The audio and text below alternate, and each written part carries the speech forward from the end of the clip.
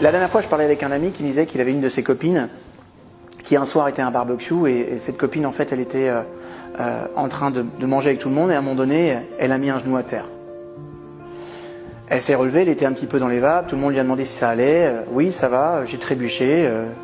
Elle semblait un petit peu choquée, mais elle a repris la soirée normalement. Dans la nuit, le mari de cette femme l'a emmenée à l'hôpital parce qu'elle a eu un gros problème. Et le lendemain matin, elle était morte. Ok, un AVC. Alors voilà ce qui se passe. Un AVC, dès que vous avez quelque chose qui semble anormal, alors vous voyez, ça peut sembler normal qu'une personne trébuche et dise bah, j'ai glissé sur une racine ou quelque chose, mais ce qui est intéressant, c'est qu'est-ce qui se passe après? Je récupère mon équilibre, je tombe au pire, je récupère mon équilibre et tout va bien. Mais si après on sent que la personne est un petit peu dans les vapes, ou qu'elle est un peu sonnée ou choquée, immédiatement vous devez vous poser des questions. En tout cas, dès qu'il y a une anomalie dans le mode de fonctionnement, vous devez vous poser des questions. L'un de mes meilleurs amis, il est pharmacien, marocain d'origine, et un jour, en fait, il m'a dit, David, j'étais en train de prescrire des ordonnances, de remplir des ordonnances, des papiers, et je me suis rendu compte que je ne pouvais plus écrire en français. Je ne pouvais écrire qu'en arabe.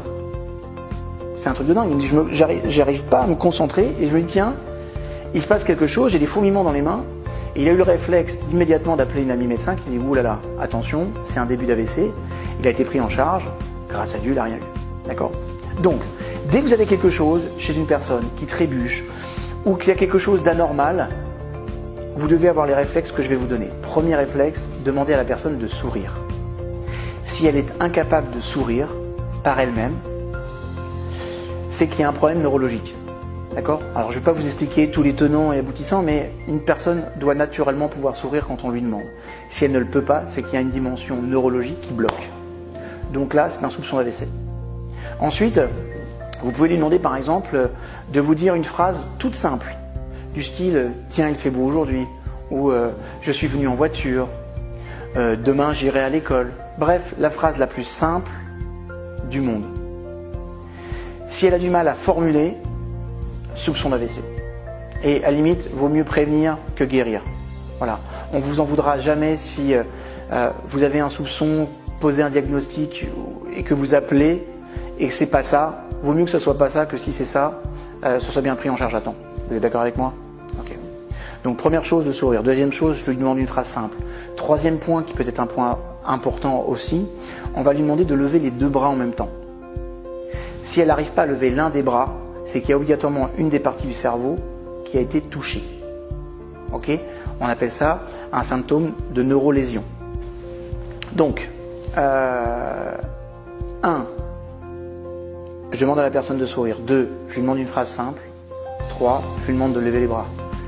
4, je lui ai demandé de tirer la langue. Si elle a ce qu'on appelle la langue qui croche, c'est-à-dire qu'elle part dans un sens ou dans un autre, et qu'elle a du mal à tirer la langue et qu'il y a une partie de la langue qui croche, vous pouvez être sûr d'une chose. Là, c'est vraiment soupçon d'AVC. D'accord? Et quels que soient ces petits symptômes que je vais vous dire là, que je vous ai donnés là, s'il y en a un seul,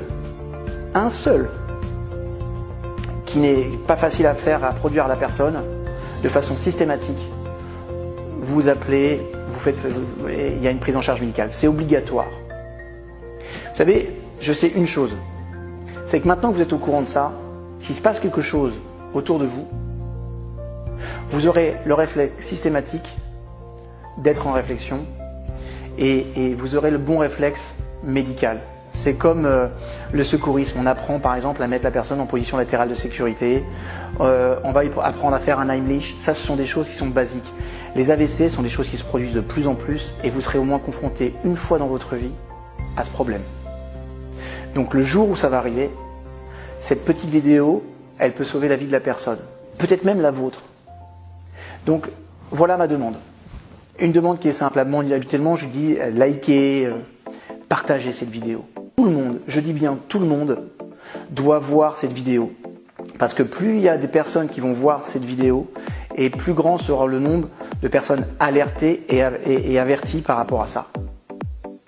Les statistiques montrent que si vous envoyez cette vidéo à 100 personnes, il y a de grandes chances que vous sauviez une vie ou vous évitiez un handicap à une personne. Donc, si vous n'avez pas 100 personnes dans votre carnet d'adresse, c'est pas grave. Envoyez à 30, 10, 5 personnes, c'est pas grave.